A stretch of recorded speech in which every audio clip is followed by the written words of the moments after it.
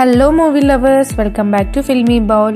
కల్కి మూవీలో చూపించిన శంబలా నగరం నిజంగానే ఈ భూమి మీద ఉందా లేదా ఆ వివరాల్లోకి వెళ్ళే ముందు మన ఫిల్మీ బౌల్ ఛానల్ని లైక్ చేయండి, షేర్ చేయండి, సబ్స్క్రైబ్ చేసుకోండి. మహాభారతం, కలియుగం, కల్కి అవతారం చుట్టూ ఈ సినిమాని డిజైన్ చేశారు నాగాశ్విన్. అందుకోసం ఆయన ప్రేక్షకులను ఓ మాయాలోకంలోకి తీసుకెళ్లిపోయాడు.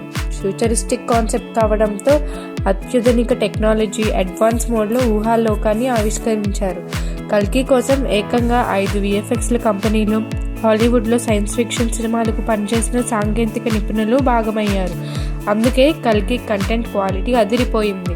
ముఖ్యంగా ఈ సినిమా చూసిన వాళ్ళు శంబలా అనే నగరం నిజంగా ఉందా లేక నాగాశ్విన్ సృష్టించాడా అనే డౌట్ రావచ్చు. ఈ భూమి మీద మనిషికి అందు చిక్కని వింతలు, విడ్డూరాలు ఎన్నో. మానవ నాగరికత పురుడు పోసుకున్న నాటి నుంచి నేటి వరకు ఈ మిస్టరీల గురించి మనిషి ఆలోచిస్తూ కొన్ని ఛేదిస్తూ వచ్చాడు. కానీ అది సముద్రంలో ఇసుక రేణువత్త అంటే అతిశయోక్తి కాదు. మానవ మేధస్సుకు, శాస్త్ర సాంకేతిక రంగాలకు సవాల్ విసిరి సైన్స్కు అందని అంశాలెన్నో. అలాంటి వాటిల్లో ఒకటి శంబలా. ప్రభాస్ కల్కి సినిమా నేపథ్యంలో ఈ మిస్టరీ సిటీపై మరోసారి చర్చ జరుగుతుంది. శంబలా నగరం ఊహాజనితమైనది కాదని, నిజంగానే ఈ భూమి మీద ఉందని కొన్ని రచనలు, పరిశోధనలు చెబుతున్నాయి. ఈ నగరం ఎక్కడో కాదు, మన భారతదేశానికి సమీపంలోనే, అది కూడా మన హిమాలయాల్లోనే ఉందని అంటున్నారు. విష్ణు పురాణం చదివిన వారికి శంబలా గురించి బాగానే తెలుసు. శ్రీ మహావిష్ణువు కల్కి అవతారం ఈ నగరం నుంచే మొదలవుతుందని పురాణాలు చెబుతున్నాయి. శంబలాను స్వర్గంగా కొన్ని గ్రంథాలు పేర్కొనగా, హైందవ పురాణాలు మాత్రం దీన్ని సిద్ధాశ్రమంగా చెప్పాయి.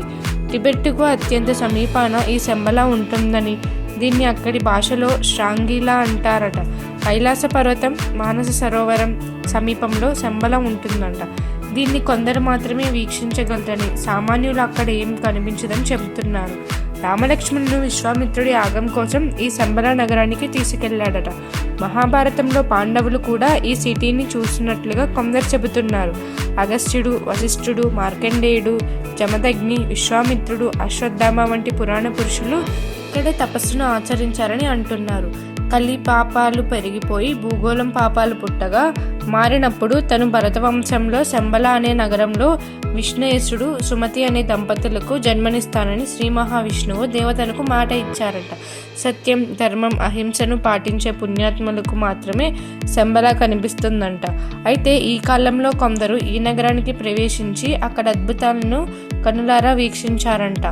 ఆనందమయ్యి అనే ఆమె తను హిమాలయాల్లో 20 నుంచి 25 అడుగుల ఎత్తైన మనుషుల్ని చూశానని, వారంతా ద్వాపర యుగం నాటి వాళ్ళని చెప్పారు. రష్యాకు చెందిన హెలీనా కూడా ఇదే రకమైన వ్యాఖ్యలు చేశారు. కుర్తాలం పీఠానికి చెందిన మౌనస్వామి కూడా శంబలాలో తపస్సు చేశారట. శంబలా నగరంలో ఓ మణి ఉంటుందని, దానికి అర్ధచంద్రాకారంలో ముఖం ఉండి పెదవులు తెరిచినట్లుగా ఓ ప్రవేశ మార్గం ఉంటుందని నికోలస్ తన పుస్తకాల్లో రాశారు. దానికి సిద్ధపురుషులు మంత్రాలతో అర్చన చేస్తారని, ఆ మణికి కోరిన వరాలు ఇచ్చే శక్తి ఉందని, దాన్ని కలియుగాంతంలో కల్కి ధరిస్తాడని చెబుతున్నారు. అలాగే సృష్టి ఆరంభం నుంచి నేటి వరకు ఋషులు రాసిన గ్రంథాలు ఇక్కడ ఉన్నాయట. మరి నిజంగానే శంబలా నగరం ఉందా? దాన్ని చూశామని చెబుతున్న వ్యక్తుల మాటల్లో ఎంతవరకు నిజముంది అనేది తెలియదు. అందుకే నేటి వరకు శంబలా ఓ మిస్టరీ. మరిన్ని మూవీ అప్డేట్స్ కోసం ఫాలో అవ్వండి ఫిల్మీ బౌల్.